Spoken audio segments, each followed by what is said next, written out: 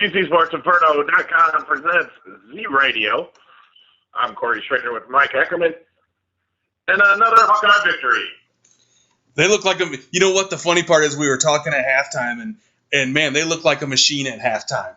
I mean, they really did. They looked like a machine at halftime. I mean, they look as workmanlike as you could look. The second half again got a little bit sloppy. I think it was obvious that they knew they had the game won. I think they only scored like 25, 26 points in the second half. But other than that, they played well. I mean, that first half was a clean first half, especially really they kind of got started off pretty slow. Well, I think they got bored in the second half.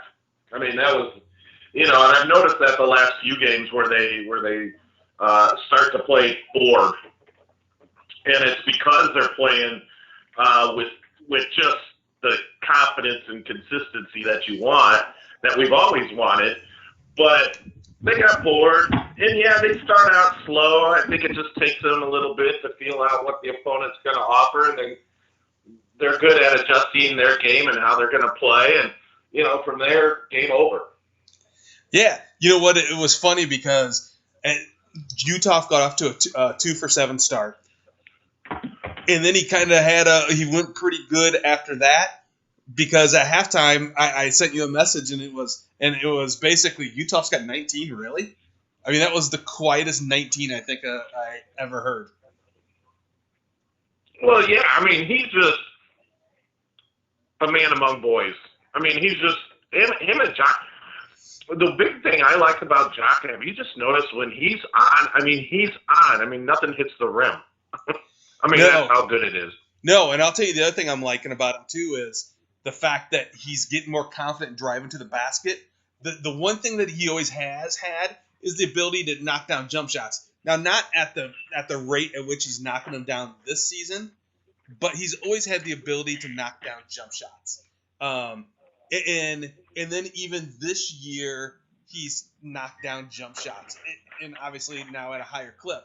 Now, the only difference is, I would say probably the last, 3-4 games, he's really starting to go to the basket too. Well, he's open. Go ahead. I'm sorry. He's opening up his play. Well, and he's one who obviously took a long time. He had the patella issues in his high school career. People forget he was one of the top high school players in the country.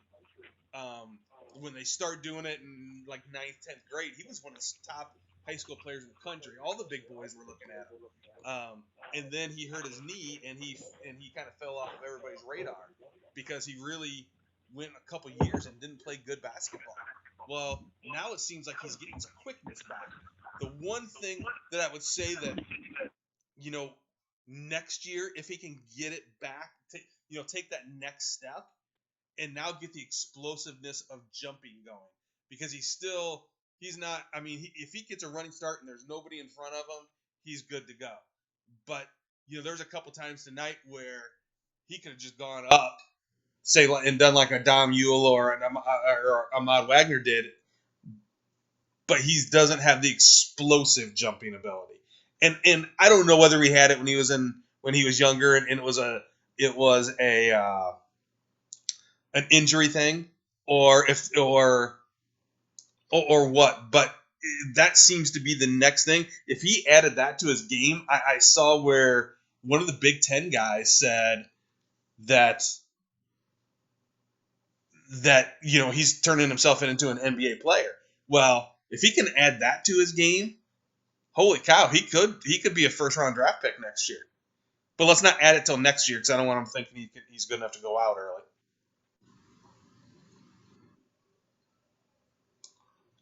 So that's kind of what I'm thinking is that he certainly has the ability to play in the NBA. He's got the shot, he's got the shooting ability, and the other thing I liked tonight was the fact that he ended up. I think my favorite play of his tonight was the one where he ended up driving to the basket, and and instead of going up and shooting it, we all know he likes to shoot. But instead of doing that, he dished the ball over to Adam Woodbury for an easy basket. That was my favorite play of his, because it showed the fact that, one, he was able to get by his guy easily, and two, instead of going for the points, which is what he usually does, he got Woodbury 2 easy points. To me, that showed a couple things. That showed physical growth, because getting by his guy wasn't something he had started to do until recently. One, and two, it showed the mental approach that he's now learning how to become a playmaker and not just a shooter. And for him to take that next step, he needs to become a playmaker and not just a shooter. So that's what I'm excited about for Peter Jok. Really going forward is the fact that Jok really has the ability, next year to even take that next step and really become the Jared Uthoff of next year's team. And then, who's going to step up to be the Peter Jok of next year's team? That second, as they were saying tonight, who's going to step up next year to be Batman to Peter Jok's, or who's going to step up next year to be Robin to Peter Jok's Batman? Dom Ewell. Well, and that certainly looks like it's the case.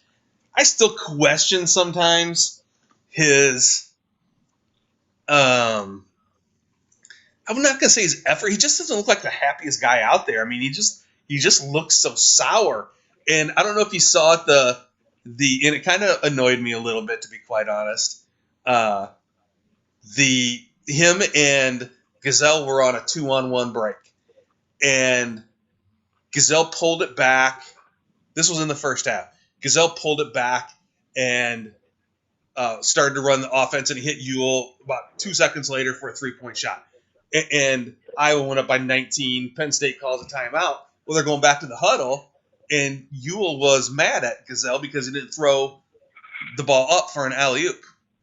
And Gazelle said something to him, and I think it was kind of like, whatever, I was thinking about it. But the problem was, then Gazelle started to walk away, and Ewell shook his head like he was really ticked. I thought, man, you kind of got an extra point out of it. I'd take it. So that kind of annoyed me. It did. I don't know. I don't know how much. He just doesn't look like he enjoys himself out there.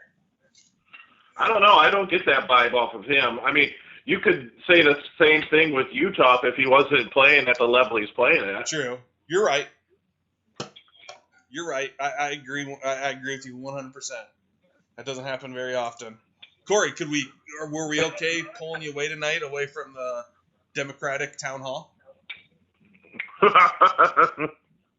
Those bunch of losers. That's what you really think. Hey, well, just for the listeners out there too, real quick. About 8:30 tonight, we've got PV head basketball coach of the number 1 team in the state of Iowa, or the number 1 ranked team in 4A in the state of Iowa. That will come on. I talked to him earlier today. It was a great talk for about 10-15 minutes. He'll come on and we'll replay that so everybody can listen. Right at about 8:30, right, Corey? Yeah, let's do that about 8:30. But let's continue with Iowa. Not only was their basketball team did a good job of staying out of the headlines of losing to Penn State, but signing day today. Yeah, and I saw they got the offensive tackle they needed in Allard Jackson. Yeah, Harbaugh tried to get in there last second, and he failed. And it's good for that kid. Any offensive lineman, if Iowa is not your first choice, Iowa or Wisconsin, then good luck at the others. Because and you know what? The funny part is, you and I have talked about this before, and I was actually annoyed with it before. I'm still annoyed with it, to be quite honest. Imagine that. And here's the thing. I think people forget about some of what we had talked about before, just because Iowa had such a great season. I think Kirk Ferentz is one of the best coaches in the country, and I think he's I think he's obviously one of the best coaches at developing players. All you do is take a look at all the guys they've sent to the pros to realize that, because they're going in with not inferior talent, with people with less stars behind their names, which always doesn't mean anything. However, I will say that I do think it means something when you're talking about depth and when you're talking about consistency. You don't have 3 stars every year and are consistently going 12-0 or consistently in the Rose Bowl. You can do that every 3, 4, 5 years if you're getting 2 and 3 star players. Well, what if they do it again next year? I think they have a good chance to do it again next year. But how many years is it? How many years in a row? 2009. Mm-hmm. So it was 5 years we went without a really strong team. So now you go through next year, then you lose Beathard, you lose King. You even if Ott does come back, you lose him. Well, then you are looking at taking a step back again. And I think when you get the 4 and you get a. I'm not asking to be a top 10 recruiting class every year. I'm saying go in every year and at least try and get some of them guys. We've talked before about how and I'm sure he tries. I just don't get it. But you'd mentioned it. I've mentioned it. I saw tweets by some media personnel yesterday that said they've asked Ferentz, how is it that offensive linemen, in particular, a big 4-star, 5-star offensive lineman, aren't coming to you and saying, show me the way? I don't get that. Well, they went after that Piersbacher, that in-state guy, and he was a 4 or 5-star offensive lineman. Alabama called him, and that's where he went. And you know what? How can you argue? The guy played on the national championship football team. Exactly, and I think that's part of a broader uphill battle that they just have to fight. But I don't know. I think Ferentz has set this system. The only thing that he changed in recruiting wise was getting them early, and I think that allowed them to get more athletes that way. But I think Ferentz is more. I don't think he's concerned on. Well, I could say I know he's not concerned on stars. No, I think he's more concerned of, okay, can this guy develop? No, and I agree, and I think that's the way he's just set in his ways to do it. And my point is, you can do that, and like you said, will this guy develop? That's the key. Will he develop in his junior and senior year? Is he going to be a stud? And in some cases, you get Desmond King, who comes in and is a stud right away. The linebackers we're all playing young. So those are the ones that work out for you. But for the most part, your juniors and your seniors, or your 4th and 5th year on campus before you're really contributing. The problem with that is, if you are expecting your 4th and 5th years guys most of the time, you're going to have an off year every once in a while where you didn't do a great job recruiting. And Iowa had those, unfortunately. And those are the years. I just think when you get the 4 and 5 stars, you get more depth. In case that one guy isn't very good. Let's say you get 4 defensive tackles. And at Iowa, if you get 2 of them that are good and 2 of them that aren't very good, you don't have anything to fall back on. Whereas if in your Ohio State, you have 2 that are good and 2 that aren't very good, you got the other class of 4-star and 5 stars coming up right behind you that are ready to play. Well, this is where this recruiting class and the next recruiting class is going to be important, because the Hawkeyes are young, and they were good young. And they bring back, it sounds most likely that they're going to bring back Ott. So I hope these next 2 classes are going to be key in development. to keep that consistency going. So when Beathard's done next year, does that Stanley kid step up as a sophomore now? And then, you keep that rolling, which I really like that Stanley guy from Wisconsin. Yeah, I agree. Oh my, that guy's arm. I don't know if you've seen videos of this guy. Oh my gosh. The strength and accuracy that he had was crazy. So I'm kind of excited to see what he brings. But again, these are the two important classes to keep that consistency, and that can help develop the depth, because Iowa is still a young team. Yeah, I agree. It's not like the basketball team. I think for me, the reason I say, we can talk about the 3 stars and the 4 stars don't matter. You're right in the long run, because there was more 3 and 4 star guys or more 2 and 3 star guys in the Super Bowl last year than there were 4 and 5 stars. My thing with it is just the depth factor, because I don't buy for a second that Nick Saban, Jimbo Fisher, Urban Meyer, Jim Harbaugh, I don't believe those guys are better coaches than Kirk Ferentz for a second. No, and then you also got to look, I think part of the Iowa struggles is, and as much as everybody liked to use him as a scapegoat, was when Ken O'Keefe left. And I more than questioning the recruiting that Ferentz does, I kind of question the offensive coordinator he brought in, because he doesn't have the same style as O'Keefe. Right. And his offense is geared towards athletes. Well, they were recruiting not, these fast receivers, these fast athletes. And then they lost. So I think that played a bigger part to me than whether it was a 2, 3, or 4 or 5 star recruit, whatever.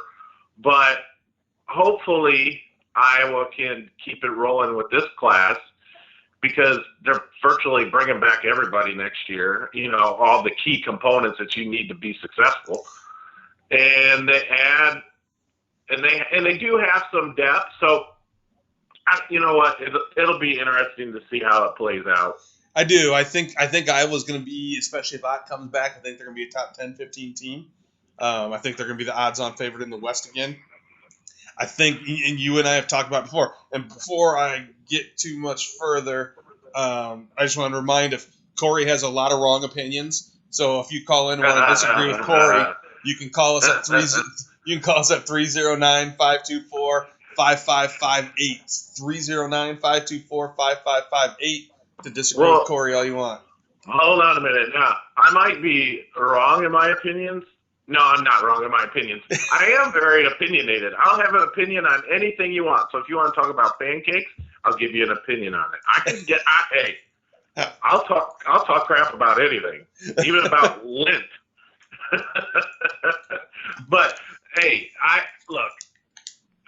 think it had to do more with a combination of both, I guess. I can agree with you to a point, but I also think the whole switch on offense affected anything, and then our quarterback play was horrible until Beathard came in, and I think finally the pieces fell into place, and hopefully they'll keep it up next year. You got your captain on defense back and your captain on offense back. That's pretty good shape right there. No, I agree. They're going to be a good team next year, or at least they should be a good team next year. I think the funny part about it is most times that Ferentz has a team that everybody expects to be good, they're not very good. So they're bad. Now the nice part is the linebackers are all back, the quarterback's back, the Desmond King obviously shuts down one side of the field, so and he's gonna want to have a good year so he can go out and be a first round draft pick. Drew Ott, if he does get his year of eligibility back, and he can stay healthy, he's going to be a good draft pick the following year. So I really think they've got a lot to play with. CJ Beathard is going to be playing to go to the NFL. And every year they got 2 or 3 linemen that are ready to go to the NFL. So I think they have a lot to play for as individuals and as a team. If you think about it, that's a lot to lose for a football team next year. I know. It's almost similar to this basketball team. I know. I mean, that's a lot to lose, and there's so much question. I mean, and the basketball team's gonna be so young again. You know, it's almost like when next year is almost like when Gazelle and Woodbury and it's almost depressing to be quite honest. These last couple games, the final 4 minutes when they've been killing teams, and they've got the complete second team in, and it's like, oh my goodness, this is next year, and we're getting beat like a drum right now in the final 5 minutes of the game. The only difference is you'd have Peter Jock in the game, hopefully. Yeah, I was thinking the same thing. I'm like, oh, it's going to be a bumpy road next year. But you know what? Maybe not. Who knows? But you know what? Here's what you need: you need that Tyler Cook to come in and play well. You need Cook to come in and play well and take some minutes. You need then either Brandon Hutton or Isaiah Moss, the 2 guys that are redshirting. You need one of them to come in and do what Ethan Happ is doing. And I don't mean neither one of them are going to play Ethan Happ's position, but Ethan Happ took that redshirt year last year at Wisconsin and is probably going to be the freshman of the year this year. Yeah, there could be a lot of growth, and they got some good players on that bench. You know, they just got to play together, and they will over the summer, and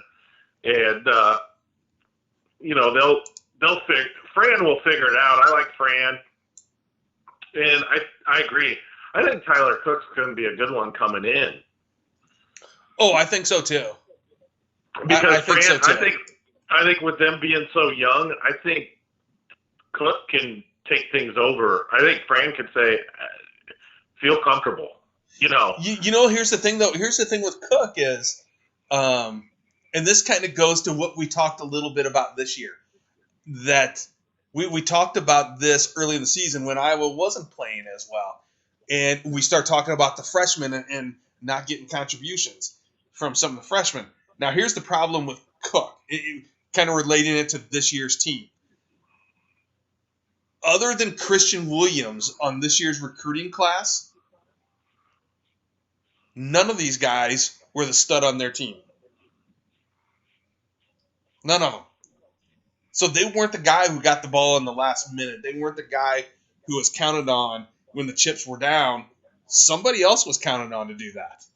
And with Cook, he's got the same thing down in St. Louis. He's got Jason Tatum, who's the number 2 player in the country. He's going to go to Duke. And I watched a couple of his games this year. And the one that stood out to me was one they played up in Springfield, Massachusetts, right after Christmas, I believe. No, maybe it was President's Day. Not President's Day, Martin Luther King Day. I think it was Martin Luther King Day. And he played up there in this Jason Tatum. I kid you not. At one point, he had taken 24 shots. The rest of his team had taken 22. I've never seen anything like it before. Well, you know, he's going to Duke. He committed to a team that's not ranked. Yeah, if I was Tyler Cook, I'd be lording that over him right now. I don't know. I'd be like, hey, at least I'm going to a team that is still a number 1 seed in 4 of 5 major publications. and our coach has been able to make it to all the games so far. Right, exactly. Yeah, Fran didn't come down with the Zika virus or whatever. The only way Fran's not going to be around for a game is if he slams a chair into the ground and gets suspended. Other than that, Fran's going to be there. I mean, I think you'd have to drag him kicking and screaming away. Well, I think next year we're going to get the old Fran back. I just see, the red-faced brand, the in-your-face, I think he's coming back next year with this young squad. I think so too. I think he's going to have to a little bit. I think now he can just kind of sit back and let Uthoff and Jock and those guys do their thing. But next year, I think he's going to have to. I think they're going to. I think defensively they'll be okay. But I think that they're going to struggle on offense. They're going to have Jock who can shoot. They're going to have Ewell who can shoot. Now, when we talk about guys who aren't the guy on their team, that's Cook, who's actually the highest rated player in this class. But you finally got the name's drawing a blank on me for some reason now. The kid from Cedar Rapids, Bohannon. You finally got a Bohannon, and I've seen some video. That kid can shoot. And then you got Pemsel from Dubuque, and you've got Kreiner from Storm Lake. So, and those three are the guy on their team. So those guys are going to come in with a little bit of that attitude that I think you need to have, to be quite honest. I mean, you gotta be comfortable. You gotta be comfortable with the ball in your hand. Yeah, we'll see how Fran gets with Bohannon and Christian Williams. I'm more curious to see how big of a role. Well, how Wagner will grow from this year to next year, and I can't wait to see Hutton. For some reason, I just can't wait to see him play. You know what? Go ahead. I'm sorry. No, go ahead. What I was going to say was, I think body-wise, he was ready to play in the Big Ten. I mean, he had a Big Ten ready body, kind of like Ahmad Wagner, just shorter. I mean, 6'5", 6'6". I think the biggest problem with him was his offensive skills. I mean, he was definitely he said when he came in, he wanted to be the defensive player of the year in the Big Ten. That was his goal. He wanted to be the best defensive player in the Big Ten. But under Fran, if you're gonna be 6'5", 6'6", you better be able to put the ball in the basket a little bit too. Right. Yeah, well, I'll tell you what, we won't have to deal with and look, the guy plays a good role, and he's good for the team. But the frustration I always have every game for Woodbury. I've never seen a big man just play like a small guy. You know what's funny is he had 10 rebounds in the first, seemed like 3 minutes of the game, and then he had and then it said one away from career high. How are you 7'1" and a senior, and your career high in rebounds is 11? Mm-hmm. Well, every time he grabs a rebound, he has never. Maybe only one time a game will he ever grab a clean rebound. He did today. I mean, I will say he was a beast on the boards today. But this is like the only game you see it, because he got the ball and he got it out to outlets. He's a really good outlet passer for the most part. He made good outlet passes today, which got them going. When he gets underneath the basket and a 6'2" guy forces him to put it between the rim and the backboard. Yeah, that was ugly. That's the type of stuff that Here's the thing, though. If Adam Woodbury had Ahmad Wagner's athletic ability, he wouldn't have finished his 4 years at Iowa. There's no way. He would have been a first round draft pick by the time his sophomore year was done. Yeah. That's my opinion. Because I think he's got good basketball skills.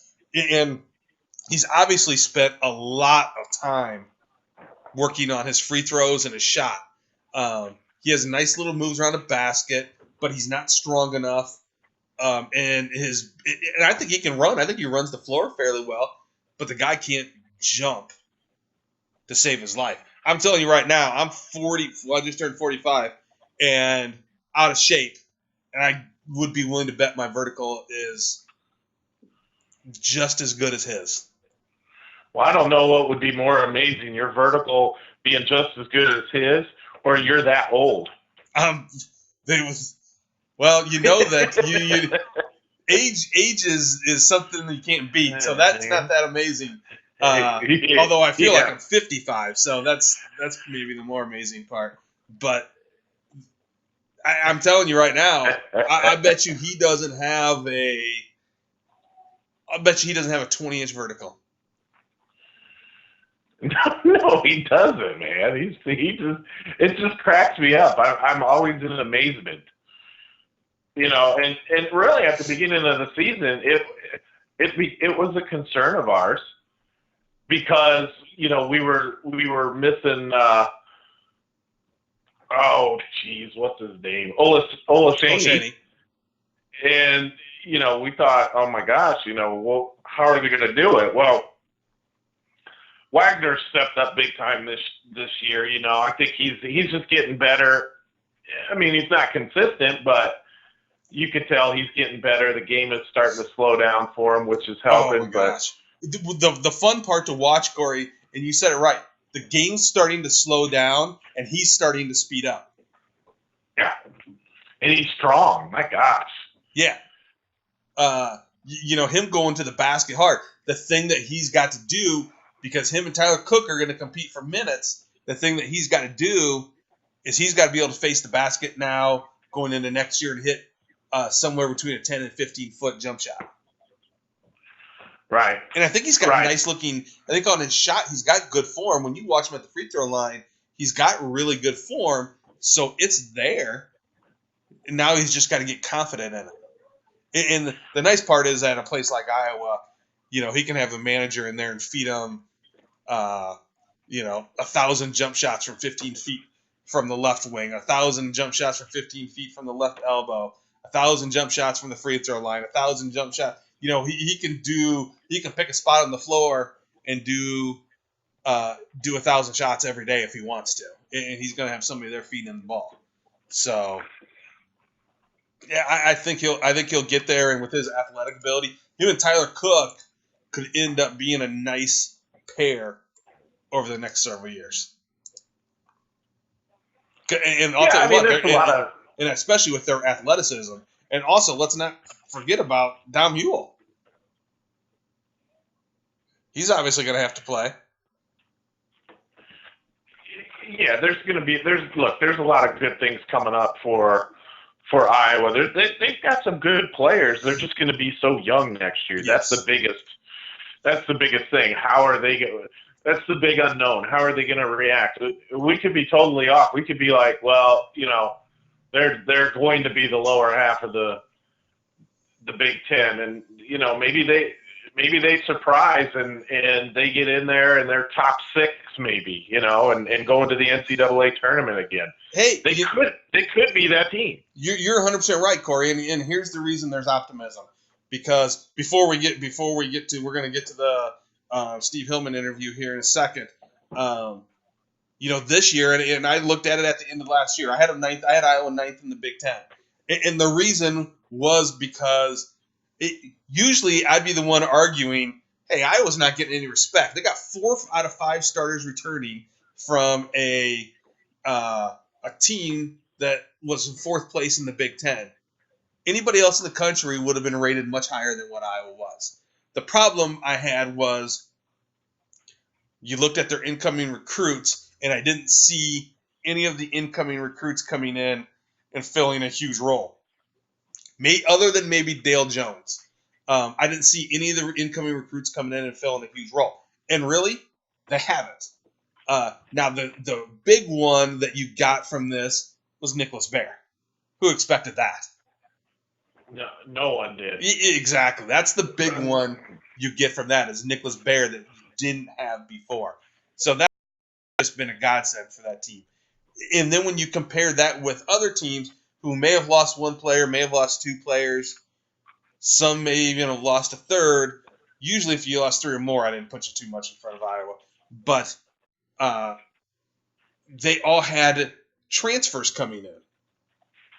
I mean, they either had transfers coming in or they had an elite point, or they had an elite top 50 type player coming in that was predicted to come in and do great things, and Iowa just didn't have that coming in. And that's the only reason I looked at them lower. And then to start this season, they lose to South Dakota. They have some nonchalant games early in the year. I mean, everybody was down on them. I probably got texts between me and my brother and go, oh my gosh, the heck are we going to do all winter if we can't watch Iowa basketball? Look, I didn't think they would finish 9. I disagreed with that, but we expect that from you. You're the Debbie Downer. The Bears or the anybody could be the 85 Bears, and you'd pick them second to last. Well, put it that way. If the Bears came out and they said, you are exactly like the 85 Bears, Mike would come out and say they're going to be 4-12. And let's not forget who was much closer on the Bears' prognostication this year. Yeah, I think I almost hit. I had them at 4 wins, 4 or 5 wins. I had them at 5 wins. You had 3. No, I didn't have them at 3. I think I had them at 5. 3. You had them. I think you had them going 16-0. This is where we need Eric to come in because you had them at 3. I think you had them at 16-0. Yeah, right. Hey, there was at one point in the season they almost had it, and they almost beat the Broncos too. There was one point almost in the season where they did that, but you know what? They still weren't very good. Hey, I was actually encouraged with the Hawkeyes and with the Bears and how they developed. I'm not as down on the Bears as Yeah, it was a tough season, but you expected it. Well, you expected them to go 0-16, but hey, I'm encouraged with their draft. Just put it that way. Let's talk about the Bears after we do our interview here. You know, we talked earlier in the week, and me and Corey we were working on a few interviews here, and one of them we had today with Steve Hillman, who's the head basketball coach at Pleasant Valley, who tested out their new number 1 state ranking yesterday, and then had a tough game last night with Clinton, just a 5-point. And Clinton's played them tough both times they've had them this year. And I'm sitting there, and we're following along with it, and me and my wife are sitting there, and they pulled it out, and I said, oh, thank goodness. And she goes, what? And I said, well, I'm interviewing Coach Hillman tomorrow. I said, he might not want to talk to me if he thought I was jinxing this team by having him on the day after they got their number 1 ranking and then they lose.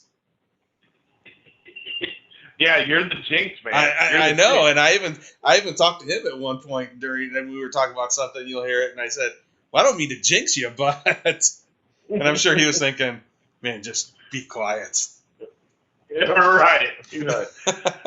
So it's a good interview. I mean, and I'll tell you what. I told my wife, and I told you this. I think Corey, after we got done talking, he was probably as nice a coach as we've talked to while we've been doing this. We haven't run into anybody who hasn't been nice, but I mean, he couldn't have been nicer or more gracious with his time or more gracious with with talking to us. So we certainly appreciate the time that he gave us today, and look forward to talking with him again. But with that said, I'll just go ahead and start the interview here. 1 second. Coach, you're the number 1 team in the state now. Congratulations, number 1 ranked team in the state. Sure. Yeah, that's kind of something that we're obviously will be happy with that, just for the fact that we've had a nice season and our guys have done a good body of work here, playing hard. But we don't put a lot of stock into that. Last night's a great example. Played a solid Clinton team, won by 4 or 5 points. Kind of struggled at times. I don't think we're playing, as good as the number 1 team in the state. But it is what it is. So, was there a moment during the game last night where you? Because I know how kids are. Everybody knows when the rankings come out. But was there a moment in the game last night where you went, gosh darn #1 team in the state, you can have it. Yeah, you know, I think the good thing is, you know, our kids have kind of played with that target all year long. I think, you know, we were coming off a real nice season last year. We got some veteran players back. So it's really not like we were sneaking up on people this year. So I'm not sure it's changed a whole lot. I think teams are giving us, you know, their best run. You know, hopefully our kids don't put any added pressure with that. You know, you got to do the things that you do all the time to be successful. There should be no added pressure in that situation. Well, and that's what I was going to ask is, you know, last year I think you guys probably, to a lot of people other than yourselves, were probably one of the surprise teams in not just the MAC but the state. Right. You know, and then you come in this year and you've got a lot of your firepower back. Did you guys feel that during the off season? Did it fuel them to work a little bit more in the off season? Yeah, I think, you know, just the simple fact that we, you know, fell just a little bit short in that championship game, I think that naturally brings a lot of hunger to guys. And anytime you go through a nice postseason run and you experience the state tournament, you know, kids get excited about that. And I think, you know, they really relish that opportunity to make that run again. And so I think anytime you get that in your program, your younger kids even are going to feed off that. And then the kids we've added to our varsity team this year, you know, just kind of jumped right in and, you know, got to work. And, you know, there's no guarantees. You know, our sub-state is going to be difficult. But I think anytime you've got that experience, you can pull out of your back pocket. You know, I think that's helpful. Well, and I was just looking at your sub-state. You know, you played Bettendorf. You had a good game with Bettendorf. Clinton, you've had 2 really good games with. Both have been close games. And then you got Muscatine, who's got, you know, one of the top players in the state. I know you also have one of the top players in the state. But you kind of worry about a guy like that going off for 40 any given night. Sure. Yeah. The sub-state is, you know, and that's postseason basketball. You know, you don't get a free ticket to the state tournament. So, you know, we knew going in that we were going to have to earn it. You know, Bettendorf, if you watch them play, they're obviously much more talented right now than their record indicates. I think they're at 9-7. Mm-hmm. That's the best 9-7 team you're going to see. Well, and I think they're playing some of their best now. What's that? I think they're playing some of their best basketball now. They are. Yep, they're picking it up here in the last couple of weeks. You know, just that win last night. You know, anytime you beat North Scott by 15 points, you're doing something right. So, you know, Friday's a good game for us to play at this point in the year. You know, just kind of another gauge, another test on the road to see where we're at. But we respect, you know, we have a ton of respect for all those teams in that sub-state. So, you know, we got to worry about getting there first and staying healthy and those type of things. So it's a long road. Yeah, you got, you know, like you said, you got Bettendorf. You got 2 tough games coming up, really, at Bettendorf and at Muscatine. 2 teams that you'll see possibly in the postseason, and they're on the road. Do you look forward to games like that this late in the season, then, especially on the road to test you and get you prepared? Yeah. You betcha. Those are critical tests for your team. You know, anytime, especially when you're playing a team a second time, you know, we're going to be playing those same teams a third time. So, you know, teams are going to get more comfortable with us. You know, I think sometimes first time you play a team, if you're ranked or you're supposed to be good, teams kind of, you know, have that mentality playing against you, like they got to test themselves against you. Sure. Now they know they can play with us. So teams are coming in and, you know, we gotta stick with what we do. We gotta get better at it and be confident doing it. You know, speaking of what you do, I find it interesting. You can just tell by looking, just looking at the stats. You don't even have to see the game. You guys are last in the conference at 3-point attempts, second in 3-point percentage. But you guys take fewer threes than anybody else in the conference. But you lead in free throw attempts by a wide margin. You lead in rebounding by a wide margin. In today's game where everybody wants to kick the ball up the floor and fire up the first 3, was that difficult to get your guys to play into that? You know, I think every year, you know, each team you have and how they're built brings, you know, new challenges. I think, like I said, the big thing we've got going is this group's had a lot of success playing this style of basketball. And so anytime, you know, you win and have success, it's easier for kids to buy in how they need to play. And, anytime you can run out big horses, I think if you looked at our roster, it would be foolish for us to fire up quick threes when we got the guys down low that can do damage. So our guys understand that. We buy into playing defense, and we buy into, having good possessions and not turn the ball over. And we understand that if we can do those things well, we've got a really good chance to be successful. When I look at the season, you guys have obviously won all your games, and just off the top of my head, and I don't want to jinx you or anything like that, I can only think of one other MAC team in the last 20 or 30 years that's gone undefeated to win a state championship. Is that something that you guys look at and has been a goal for the entire season? To me, I always look at it as every time they keep score, I want to win, but over the long haul, is it realistic? But you guys are sitting on the precipice of that. Yeah, it isn't anything that we've ever talked about or discussed. When you start the season, I was kind of under the impression we were bringing some young guys into our lineup, inexperienced guys off the bench. You just assume that you're going to stumble or, stub your toe a few times. And we've got through to this point clean. But again, our opponent's coming up on the road. I don't think you can look beyond one game. We're playing at Bettendorf Friday, and we've got to really focus in on that. If you start thinking about, we're going to win the next 6 games, I don't think that's realistic, Well, and obviously you've got the 3 seniors who are leading the team in scoring, but talk about a little bit of you got a junior and a sophomore who are your leaders in assists, and handing the kind of the reins over in that aspect. Was that difficult for you to do, or how have they adapted with such a senior-laden front court? Right. I think it's made it easier on them, just for the fact that they knew coming in they didn't have to be the guys that were scoring 15, 20 points a game.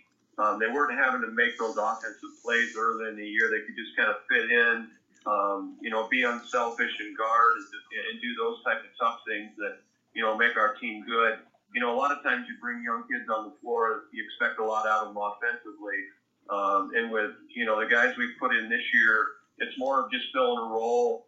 And, they've latched on to that and done a nice job with it up to this point.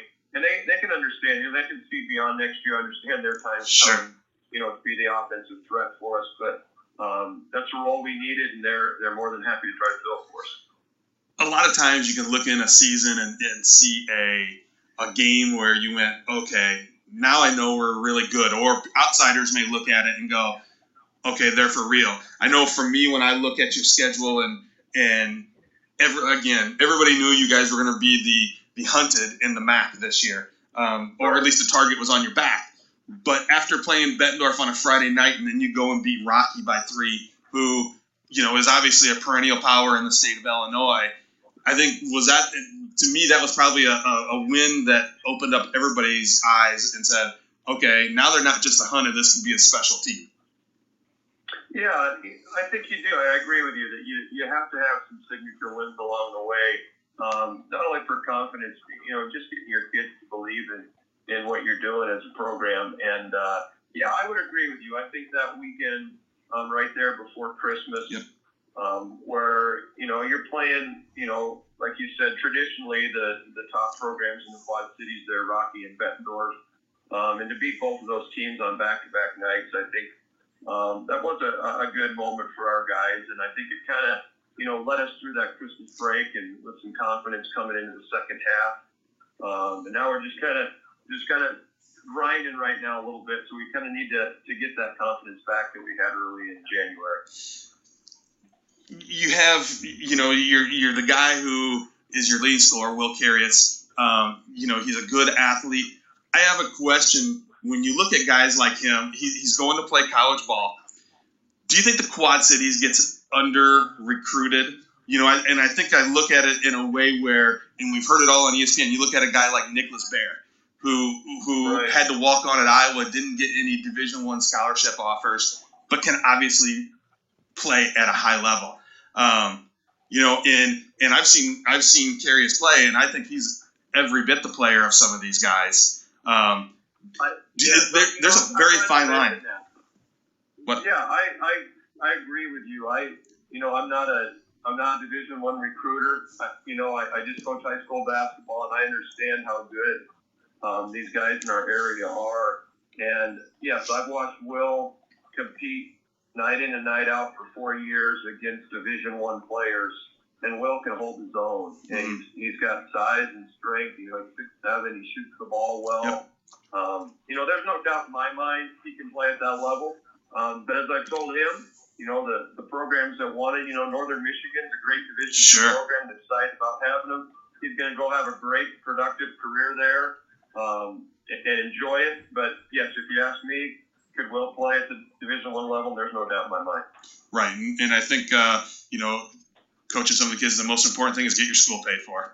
Exactly. So, how can you complain about a free ride and getting a chance to play, a solid basketball, in a good program. And like I said, Will's going to have he's going to step right in and be a huge impact for them. So, we're excited for Will and that opportunity he's got. Good for him. I have one last question for you. I'm a firm believer in coaches at the high school level and running youth programs. The guys that you have playing, especially in particular your seniors, did they all come up through your program? And in that regard, have you been able to see them grow for a while now then? Right. That is something that as a coach, coaching staff at the high school that you do take a lot of pride in.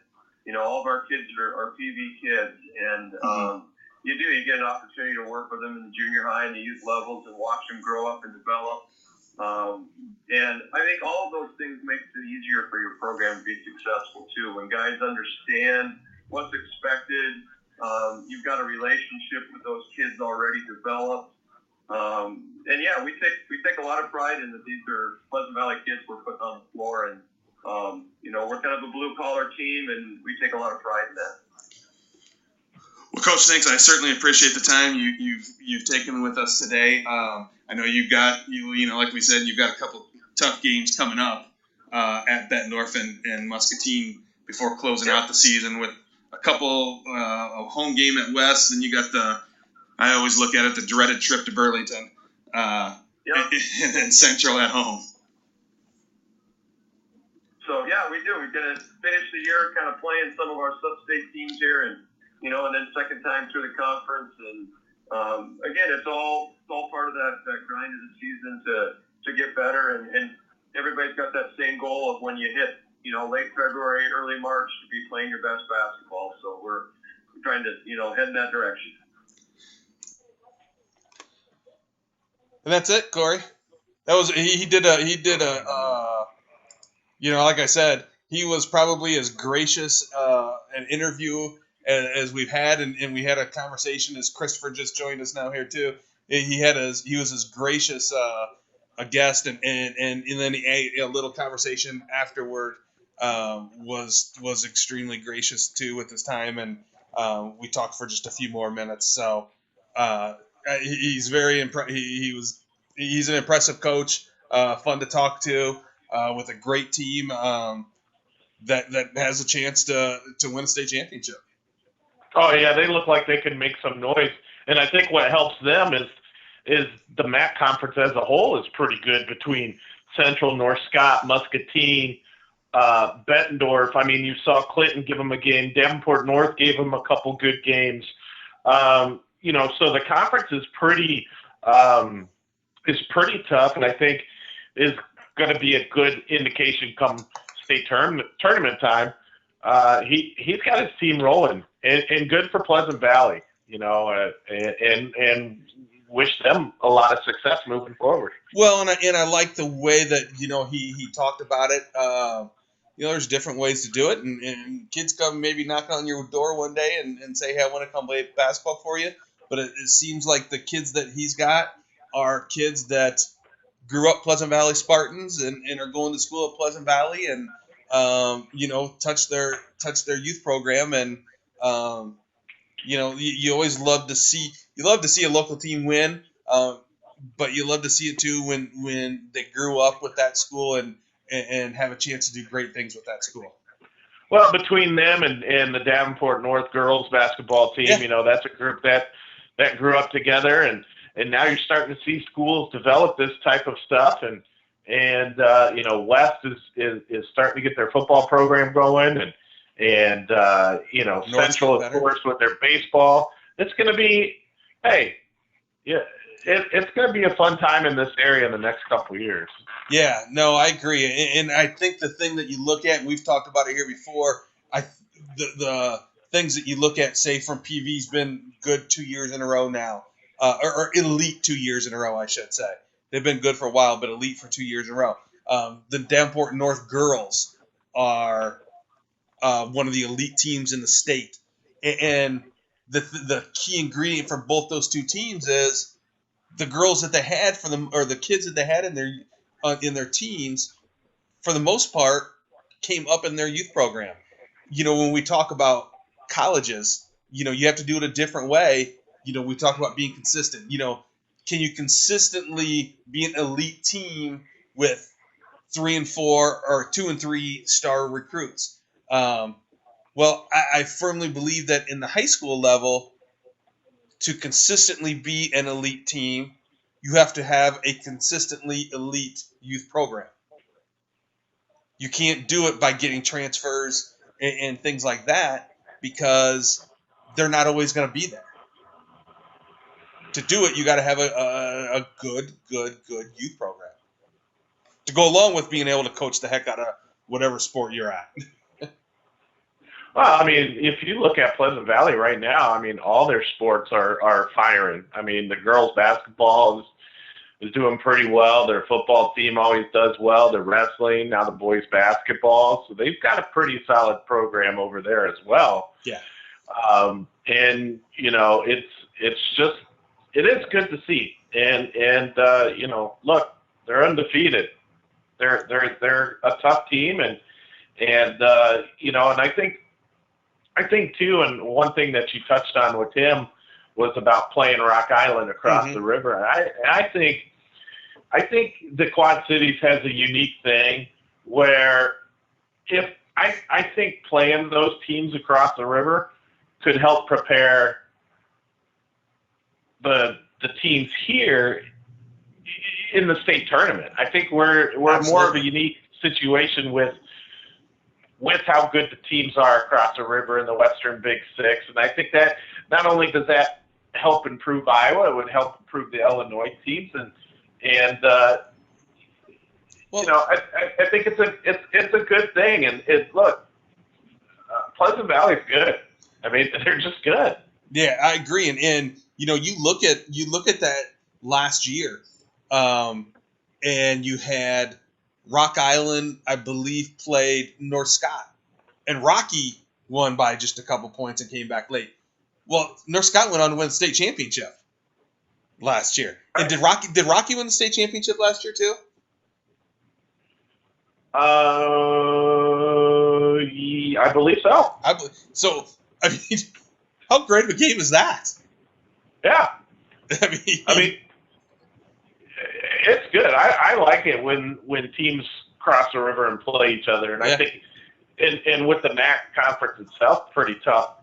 I mean, you're 6 teams deep, that are pretty good.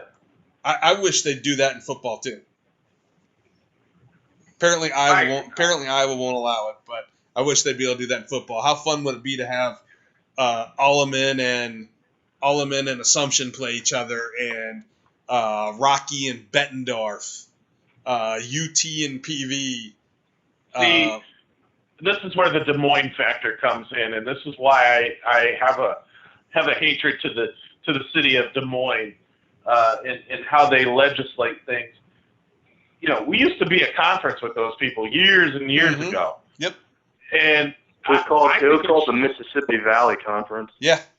Yep. I think it's great competition, and I think it's not only fun for the players, it's fun for the fans, and it gives you a little bragging right. Who's better, Iowa, Illinois, and I think it's a bunch of crap that they don't allow it. I agree. You bring in the Western Big Six, throw Quincy out of it because who cares, and let them but then add in Geneseo. So you'd add Galesburg to it if they wanted to, but at minimum you got the 5 over there. You got UT, Moline, Rocky, Alleman, and Geneseo, and then let them play Assumption, Bettendorf, PV, North Scott, and then at least one of the Davenport. Would you throw schools. Burlington out though? Yeah, I wouldn't have but they don't have enough teams for Burlington. Let Burlington and Quincy play each other. That's what I was just going to say. That's where Quincy comes in. You have those two teams play. Yeah, but that's something I'd love to see. Play it on the first Friday of football season every year. You know, you talk about your MAC ACC or your Big Ten ACC challenge in basketball, and they just had the Big 12 SEC. Well, you know what? Have Iowa Illinois shootout in football the first Friday of every football season. Right. I think it's great. It's great for this area, but again, this is where I hate Des Moines. You know, nope, we got to control it. Well, look, you don't know our area. It's a unique area. Mm-hmm. It's unique. It's Quad Cities as a community as a whole. You know, it's not. I would rather root on Rock Island and Moline than some Des Moines Dowling team or Iowa City West. I mean, because that's part of our area. So shut up, let them play. I think, because, and especially now with the new district alignments they have, basically the games that you're playing out of conference they're basically practice games the way it is now. Right. They're basically practice games. So what's the difference? Go play them. Yep. Exactly. Maybe we need to see if we can get somebody from the IHSA football office, and we can talk to him about a few things and maybe bring that up. Let's. You know what? That's going to be our goal, Corey. Yeah. We're doing the Iowa. We're going to have cameras at all the Iowa Illinois challenge sites, and we'll put it together. I mean, have these guys forgotten that? You know, in the old days when you had landlines and you called across the border, it was long distance, except for in this area. That wasn't long distance. Remember when they tried to get it to where the Quad Cities as a whole would be one city? Yeah. I mean, it's ridiculous. I agree. I think we should get someone over there on the phone and say, hey, you know, what's the big deal? What's it hurting any? It's great for basketball. Well, that's what I'm saying is you look at the last few years. I know North Scott went up to Minneapolis and played last year. This year, PV went up to the Dells and played a game against a team from Wisconsin. So what's the difference? Right. Let them play. Just let them play. I don't see what the big deal is. I think it would be great for the ticket sales. I really don't see any downside to it. I mean, an Alleman Assumption game every year. They already play basketball every year. Let them play football. Yeah. They play volleyball against each other. Let them play football. Yep. I honestly, I don't know what their reasoning is. I don't either. I mean, I understood it when you were going in conference play and the MAC had to play everybody, but I don't get it now. Hey, it's all district out. Yeah. Yep. Hey, Nebraska's beating Maryland 52-51 with 8 minutes to go. Now that will be awesome. Yeah.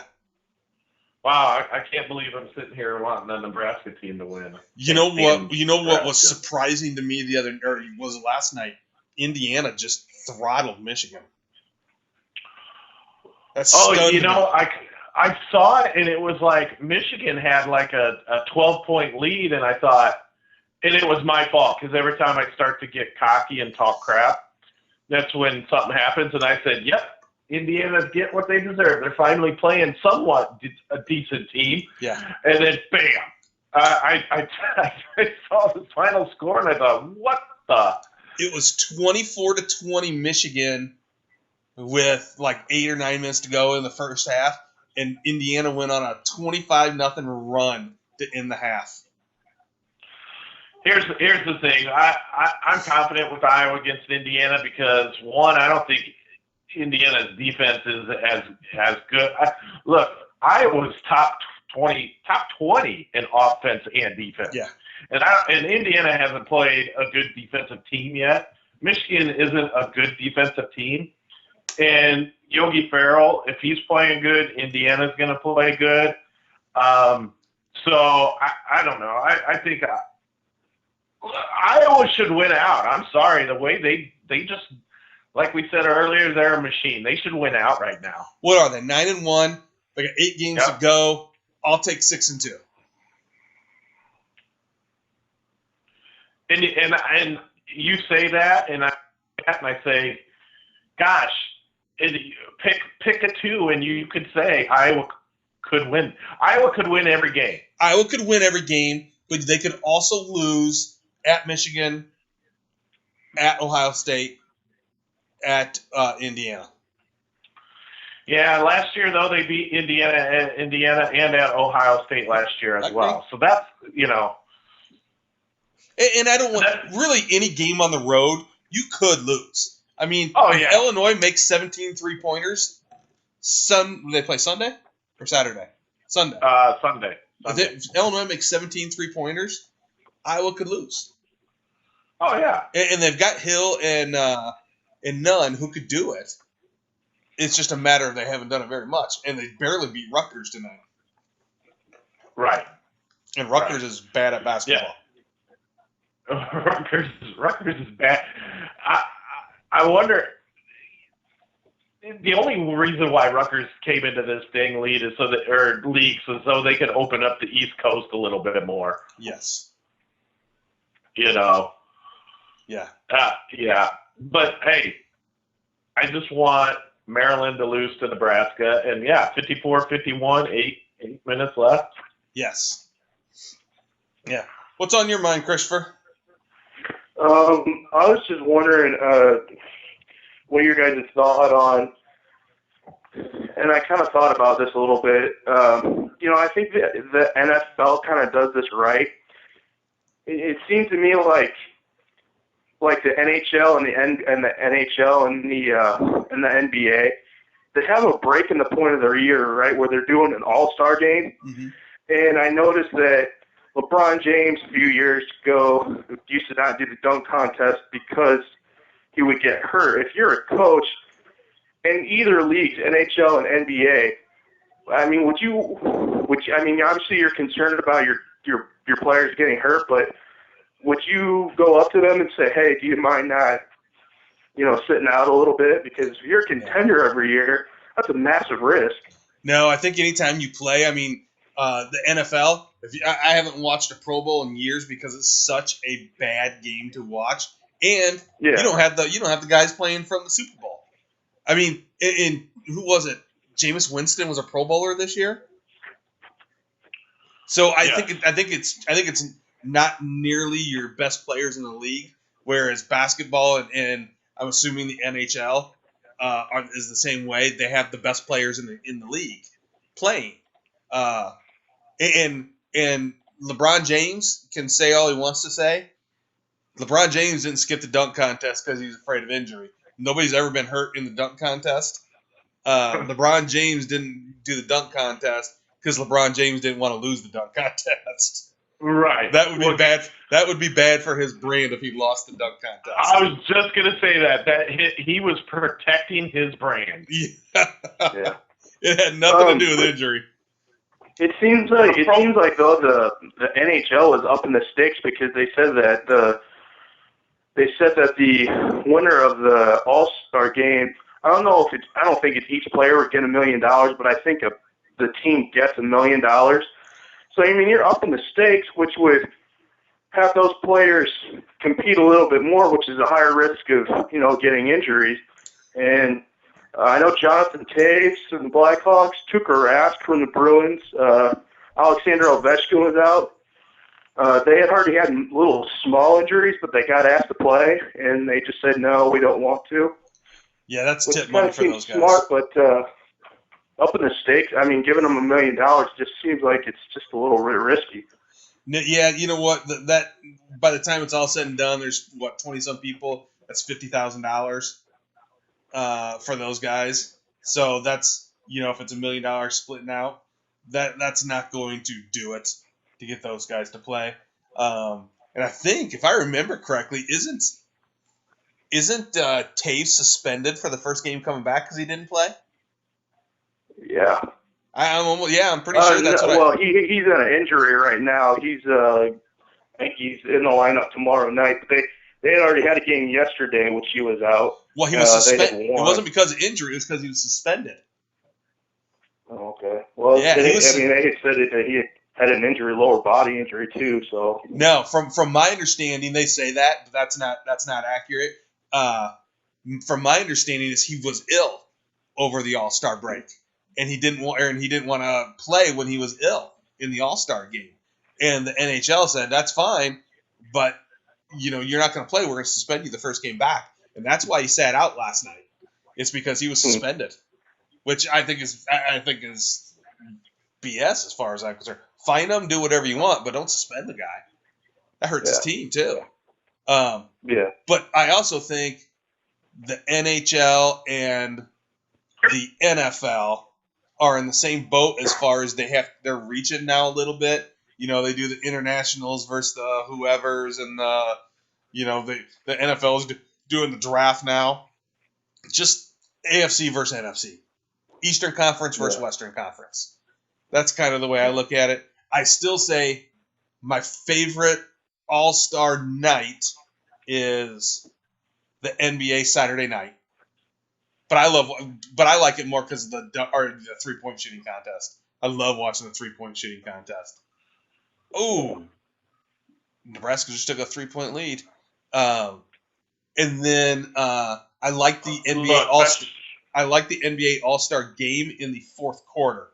Until then, it's just run and dunk. I mean, there's zero defense played. But by the time they get to the fourth quarter, they play a little bit of defense. Other than that, then I like the home run hitting contest, which I never get to see anymore because we're always having a softball game. And then Trimble just tied it up. And I like the MLB All-Star. MLB All-Star game is the most competitive of the games. Wouldn't you say, Corey? Yeah. Oh, here's the thing. Okay. And I think I would say, the baseball is probably the most competitive, but I absolutely hate the fact that home field, especially things that are in it, are going to hold people back. You cut out a little bit there. They don't want to miss a start. So here's what I'm saying. All the All-Star games suck. Baseball. We're losing Corey here a little bit. I think basically what Corey's saying is he didn't like any of the All-Star games. What do you think, Christopher? I mean, competitive. I don't know. I kind of agree with you. The MLB All-Star game is. I don't like. He's still trying to competitive. It's home in the. Corey, we're not hearing anything you're saying. Just so you know, your phone is cutting out. All right, can you hear me now? Yeah, I can hear you. It's cutting out on you. Basically, what we got is you don't like any of the All-Star games.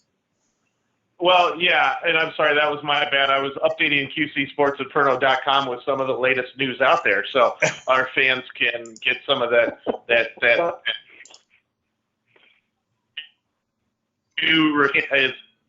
is all the All-Star games suck. And with Major League Baseball, I think that determining home field advantage is horrible, and you're going to start seeing some of the big money pitchers starting to bow out, not by the players, because of the players, but because some of the teams are not going to want to take a chance of losing a big money pitcher in an all-star game, and especially with days rest, and especially if they're competing within their division. I see that all-star game going downhill as well. But I think the reason they did it, though, is because the game was going downhill already. Wasn't it, 5, 6, 7, 8, 9 years ago when they ended up in a tie? Yeah, but I still disagree with that because, some of these players, they're all competitive. You can't question any of these guys' competitiveness, but at the same time,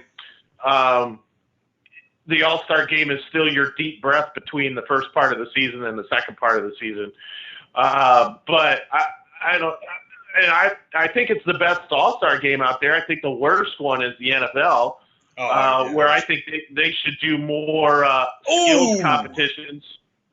I think they should do more skills competitions instead of an actual game. Well, and yeah, I agree. Just all sit down and play one big Madden tournament on the big screen in Dallas.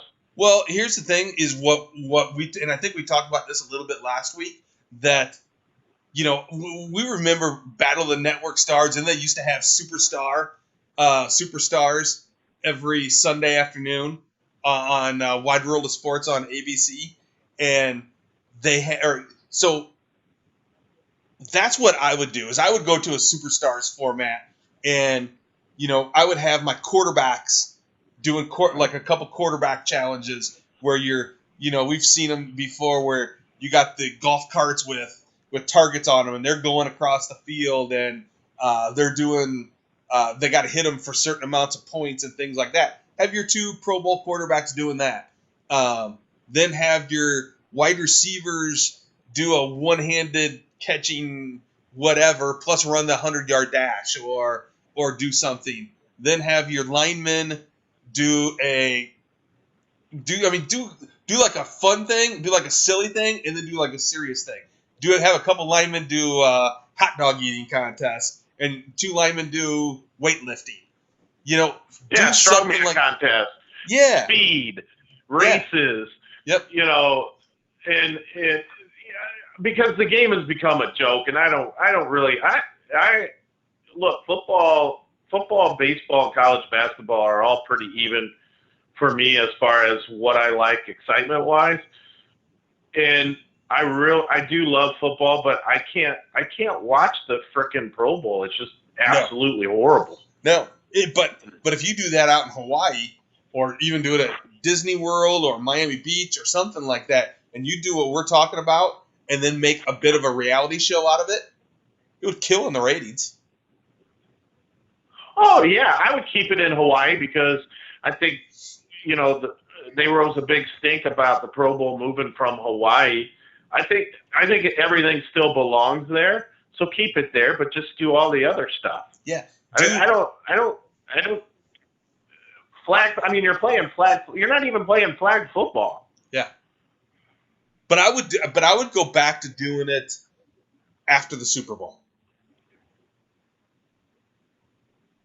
Yeah. Oh, I agree, because then you get all the Super Bowl participants. I understand what the NFL is trying to do. They're trying to, make it a multi-week event leading up to the Super Bowl, but I don't really care. No. And honestly, I start to really don't care about the Super Bowl unless the Bears are in it. I would rather watch college basketball and then watch the Super Bowl unless the Bears are in it. I would. I know that. I would move it. I would do it again. I would do a 2-week break after the Pro Bowl, but then or after the Super Bowl, so that the guys who play in the Super Bowl can have a couple days, and then have them down there, say like Wednesday to Wednesday, and start doing your challenges and stuff on that Wednesday, and then the following Sunday in prime time, do like a 3-hour Pro Bowl, but you're going to basically do a week's worth of shows in 3 hours. That's what I would do. But what the hell do I know? Yeah, I don't know anything either, but I'm the one All-Star game I'm looking forward to is the MLB All-Star, and I can't wait to see Kyle Schwarber in the home run derby. Oh, my God. He's a beast. And that's all I'm looking forward to right now. Man. I can care less who wins that game. I just want to see him in the home run derby. With that uppercut swing, holy cow, he might hit 40 home runs in there.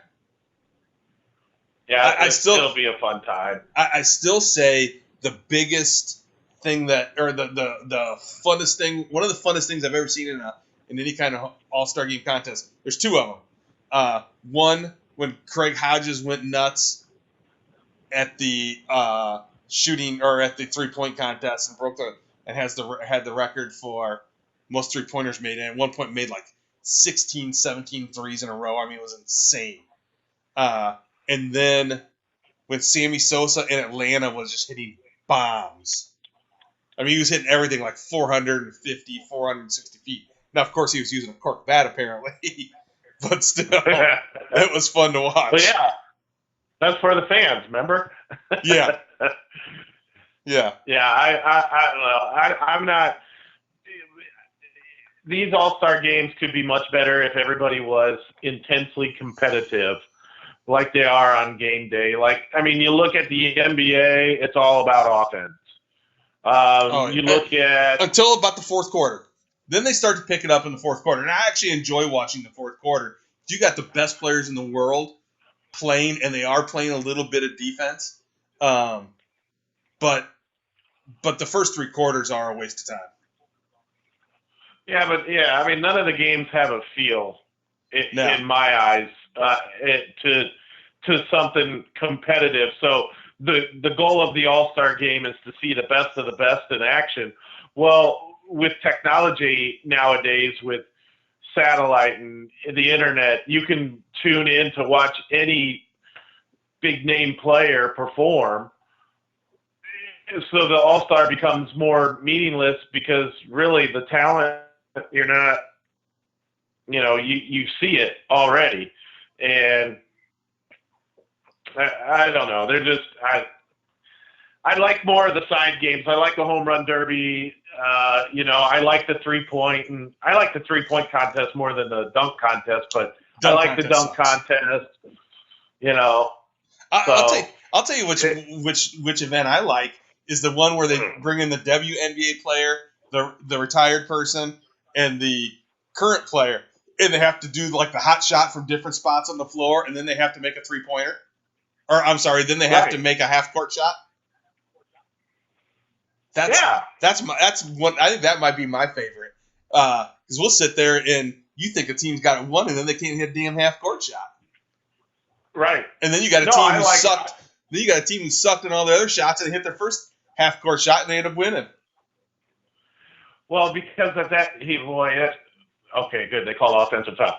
I think those individual. You get to see their talent more because now their pride's on the line on individual stuff like that, and you really get to see what type of talent they have. During the game, I do agree baseball's the best as far as competitiveness, but I see that going downhill as well, and I just like the individual efforts, Yeah. Yeah, I don't care if in the All-Star game Kyle Schwarber makes a snow cone catch. I just want to see who hits it out of the stadium, or in a bow, or that's what I want to see. No, I agree. I agree with you 100%. I enjoy it. My biggest problem has been the last 5 years. We always got softball on those nights, and I don't get to watch them. Well, I think, if you look at the NHL, what was the most interesting story? The guy that they didn't select for the All-Star game, and the fans voted him in, and he ends up winning MVP. I mean, that's your biggest story right there. Yeah. So, maybe with the NHL, they could do a ton of skills competitions. The guys, what they can do with the puck and all that. That's crazy. I agree. Well, you see, a few years ago, just those things are interesting that some of the NHL players could do. I'd like to see some other athletes, whether NBA or NHL players, or I'm sorry, the NFL players, skate like that. Because a few years ago, just like you guys were saying, they had who's the fastest, who can hit the hardest, who can do this. They do that in the NHL. They have a night before the game, regular game, where they do all those interesting things. And remember a few years ago, Zdeno Chara, big guy, I think he's 6'8", 6'9" for the Bruins. He had a shot that was like 105 miles an hour from 20 feet away from right on the blue line, hit the goal. You never see something like that. No, they don't publicize it enough. I agree. I knew they did it at one point because I remember Al Iafrades hitting a shot like 95 miles per hour, winning it one year, and but they don't publicize it nearly enough. What they used to, because I agree. I find that interesting. But they don't do a good enough job of publicizing that they're doing that. Oh, yeah. Wow. That's a killer. That's a killer. Oh, God. Woodbury, hang on to it. You're gonna ruin not having Woodbury next year. Hey, what's that? You're gonna ruin not having Woodbury next year. That was long. He got punched in the back. He got pushed in the back. Hey, one other thing I wanted to see. I don't know if you guys talked about it because I didn't listen to all of the show, but I see that the Denver Broncos, the Patriots, when they were playing the Broncos, their iPads had went out. I did see that. I did see that. I think it's kind of horse crap because, I don't know if it had anything to do with, the Denver Broncos doing that, but I don't know. I think it's kind of horse crap because they gave so much crap to the Patriots for Deflategate, and they're not doing the same thing for the Broncos now. Well, that's because the Patriots do it every other game. Right. I think that's the problem. Isolated. I think that's the problem is because the Patriots have such a history, and it's obviously something that the Patriots did. It's been proven it's something that the Patriots did to have air go out of the balls. This is if somebody could prove that their iPads went out and it was the Broncos that did it, then we could hear about it for another 8 months. Yeah, we'd be having some serious discussions then. But nobody can prove that. I'm one who believes that. I don't know if 4 games was right or however many games they were going to suspend them for. I'm one who believes that they did something wrong and they should have been fined a lot of money. And if Brady was behind it, he should have been fined and or suspended, and they should have lost draft picks. I think it's a serious offense. I really do. And not only do I think my logic is that if they didn't think that it was a big deal, then they wouldn't have done it. Right. That's my logic on it. So they obviously thought it was a big enough deal for them to skirt the rules the way they did, and they knew they were cheating. I mean, cheaters have punishment. I just don't. I don't understand the thought process of they shouldn't be punished because it's not that big of a deal. It is a big deal. Otherwise, they wouldn't have done it. Well, why don't you think that somebody did not look into it as much as it was looked into, though, with the iPad situation?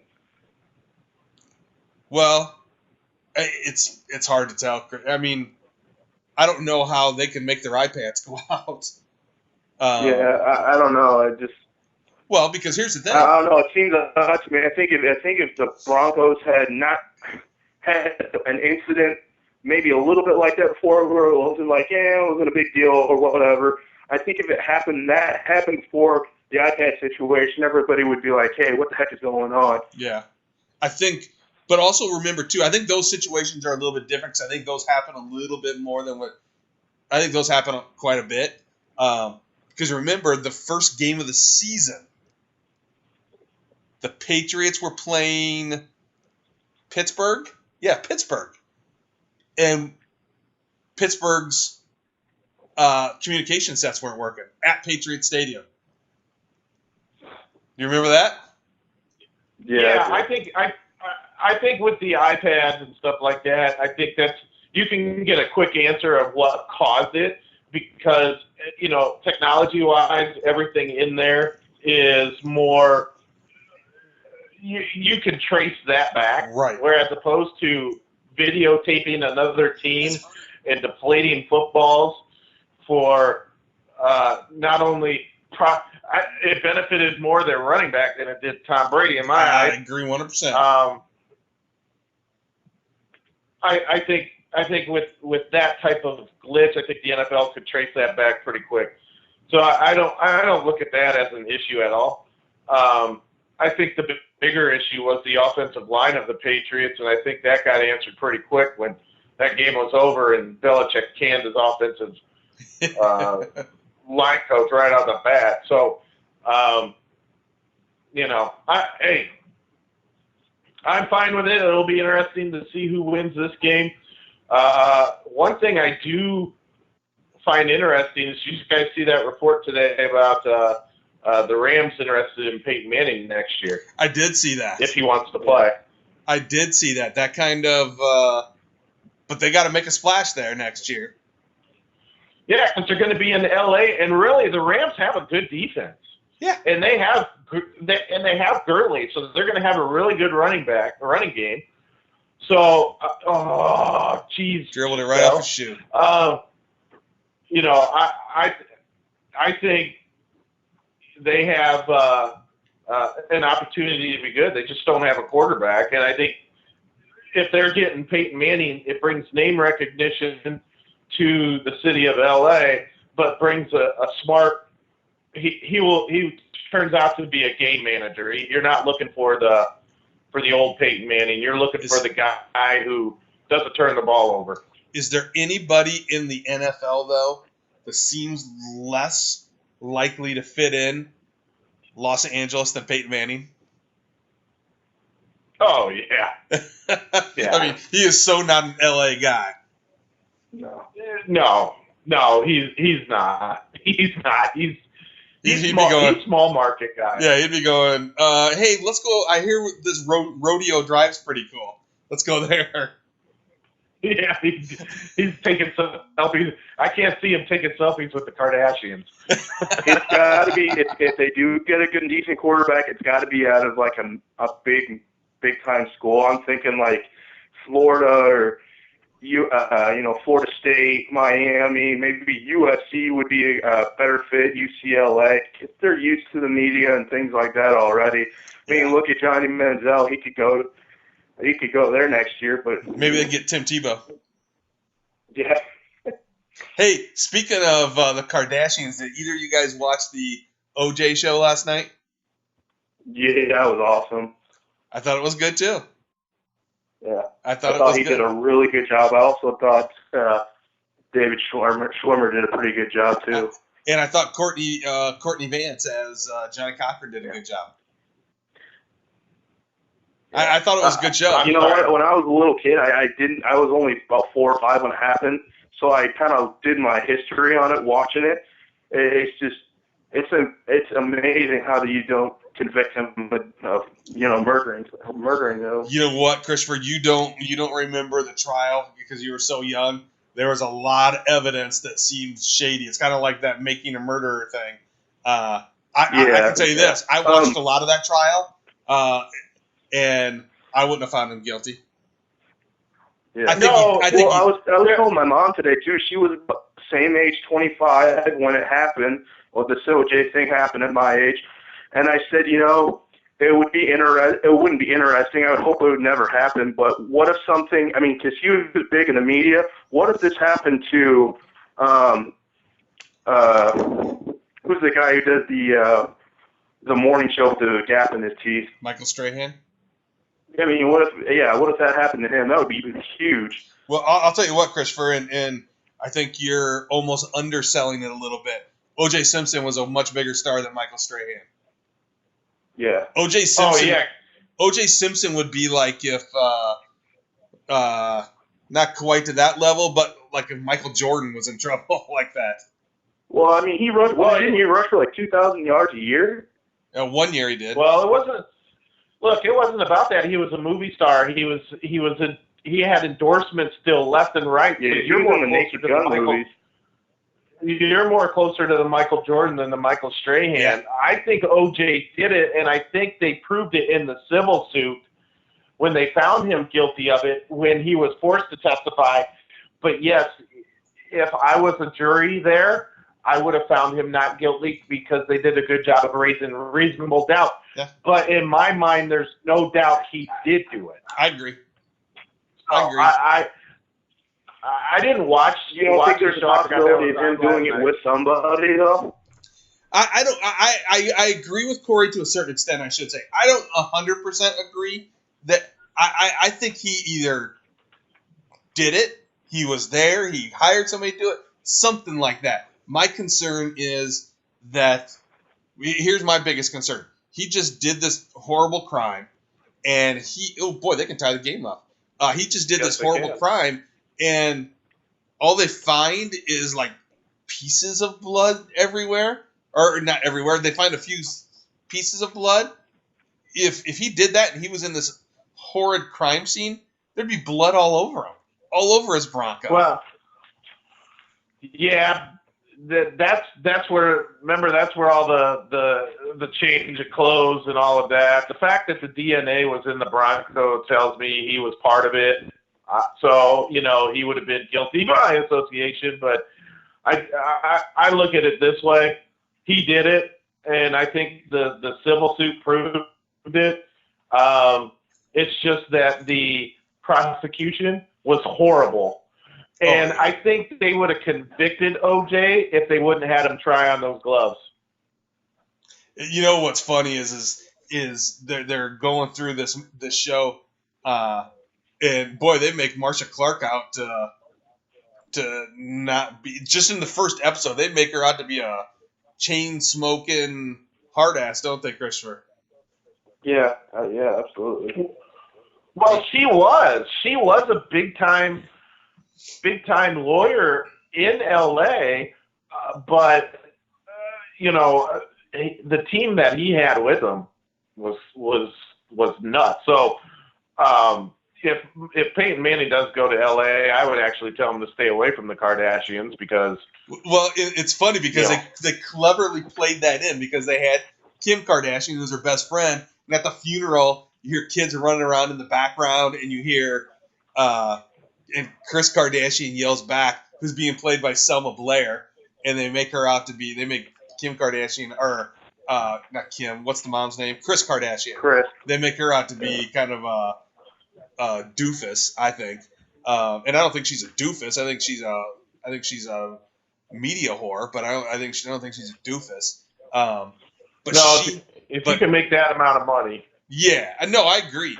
But her kids there's kids running around the back, and next thing you know, she's yelling out, "Khloe, Courtney," and she's yelling at her kids. And then in one of the final scenes, they're at Robert Kardashian's house, and OJ's got a gun to his head, and he says, and John Travolta, Kardashian says, "Don't do it, OJ. This is Kimmy's room. Don't do it in her room." So they cleverly put all the kids' names in there. Yeah, it was one of those moments where you know exactly where you were. Yeah. I remember I was with, remember Matt Kemp? Yeah. Me and Kemp, we were up at Cedar Rapids for something. We came back, and his dad was like, "Hey, check this out. OJ's on the run." And we're like, "What?" And then we're watching the chase, and I'm like, "This is the slowest chase I've ever seen." Yeah, no, I agree. It was fun. And remember, we were famous too during that. After the verdict was read, the biggest photo that circulated all around the world was college students at Augustana reacting at the precise moment of the verdict. That was in Time magazine. That was in all the major New York Times. I don't remember picture.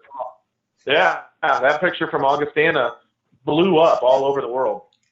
All right, just a couple quick things in before we left. Predictions on the Super Bowl. Either of you. You want me to go first? Either of you.